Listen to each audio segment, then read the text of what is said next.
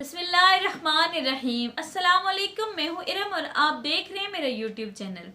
माशरे में तरबियत की कमी और इस्लाम से दूरी की वजह से ऐसे खौफनाक वाक़यात सामने आते हैं जिनको देखकर रूह लर्ज़ जाती है।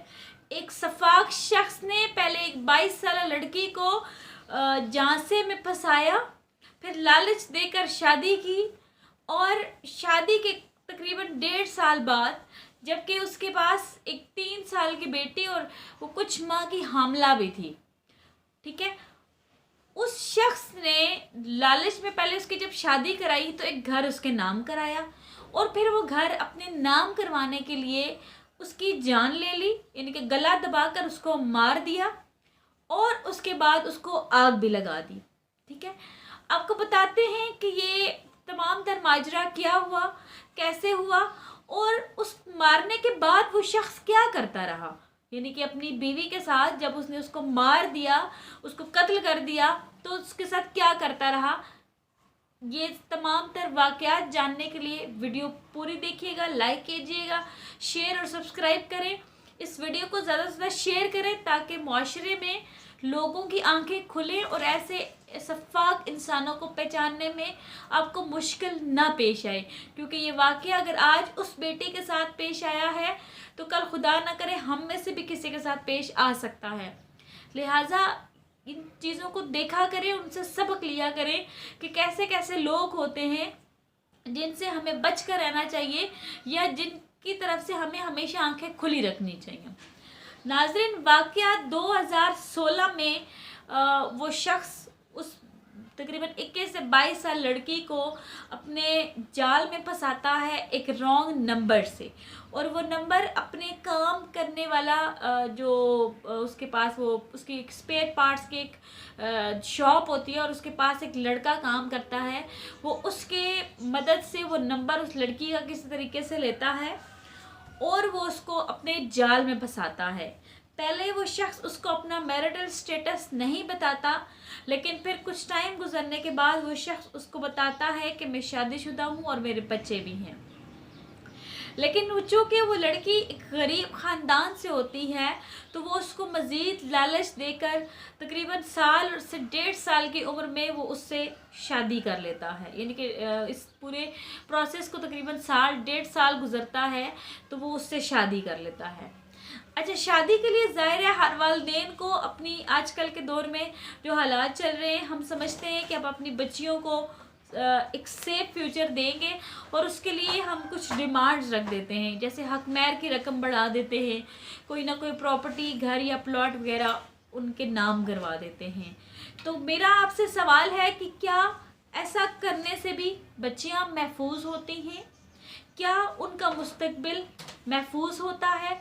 इस वाक़े को देखने के बाद अपने फ़ैसला करना है कि क्या ये सब करने के बाद कुछ नहीं होता। नाजरीन, जब उसकी वालिदा उस शख्स पे ये शर्त रख देती है कि तुम एक मकान लोगे और मेरी बेटी के नाम करोगे तो ही मैं तुम्हें इसका रिश्ता दूंगी। देखें, यहाँ पे गलती उस वालिदा की भी है कि वो लालच में आकर उसने अपनी बेटी को अपने से डबल उम्र में शादी करा के दे दी, लालच में आकर। ठीक है, अगर वो ऐसे करती, देखिए ऐसे शादी तो जायज़ है, लेकिन अगर ऐसे करती तो एक अलग बात थी। लेकिन जब किसी चीज़ की जब शुरुआत ही गलत हो तो वो आगे भी उसमें गलत होता है। शादी तकरीबन 3.5 से 4 साल चलती है और उसमें वो उसकी तकरीबन 2.25 साल की बच्ची होती है और वो दोबारा से हामला होती है। वो घर वो शख्स उसके नाम कर देता है शादी के लिए और फिर कुछ अरसा बाद ज़ाहिर है जब शादी नहीं होती तो तब की अट्रैक्शन कुछ और होती है और जब शादी हो जाती है तो वो अट्रैक्शन ख़त्म हो जाती है। एक नेचुरल आजकल के हमारे माशरे का ये आप कह सकते हैं कि ये बहुत बड़ा अलमिया है। अब जबकि वो बीवी बन गई है तो वो नहीं अच्छी लगती कुछ अरसे बाद, यानी कि उससे वो लगाव ख़त्म हो गया। ठीक है, तो वो शख्स वो मकान वापस करने की ज़िद करता है कि आप वो मकान मुझे वापस कर दें। वो मैं सेल आउट करता हूँ, मुख्तलिफ़ किस्म के हीले बहाने करता है ताकि वो मकान में उसे वापस अपने नाम करवा लूँ और उस लड़की को मैं छोड़ दूँ। और वो लड़की फिर भी ऐसा ही करती है, वो मकान वो अपने शोहर के नाम कर देती है और जो उसको वो झांसे में देता है कि आप ये मकान मुझे दे दें, हम किसी और जगह पे मकान ले लेते हैं तो वो मैं आपके नाम करा दूंगा। अब ज़ाहिर है यहाँ से ज़रा मुनासिब नहीं लगता कि वो आप सारा प्रोसेस किसी थर्ड पार्टी के साथ करो। तो ज़ाहिर है मियाँ बीवी ने क्या बांटा होता है, वो लड़की भी कुछ ऐसा ही करती है।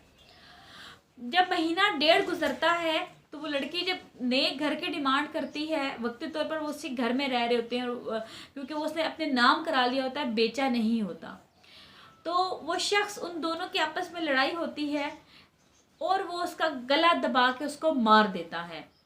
और जब वो देखता है कि वो मर चुकी है तो वो एक शॉपर लेके, क्योंकि उसने अपने घर में लकड़ी का काम कराया होता है, तो वो आग लगा के, थोड़ा पेट्रोल डाल के आग लगा के वो लकड़ियों के पास अलमारियों जो घर में बनी होती है अमूमन, वो वहाँ पे रख देता है। रखने के बाद जब वो आग थोड़ी फैलती है कमरे के अंदर तो वो शख्स अपनी बेटी को लेके वहाँ से निकल जाता है। कुछ थोड़ा आगे आने के बाद वो नाश्ता करता है। ये तमाम तर वारदात सुबह की है, सुबह तकरीबन 8:30 से 9 बजे की। वो आराम और सुकून से नाश्ता करता है, जबकि अपनी बीवी की मतलब पहले उसको कत्ल करता है और फिर उसकी लाश के साथ भी, यानी कि उसको पूरे घर को आग लगाता है ताकि उसकी जो लाश है वो जल जाए और किसी को पता ना चले।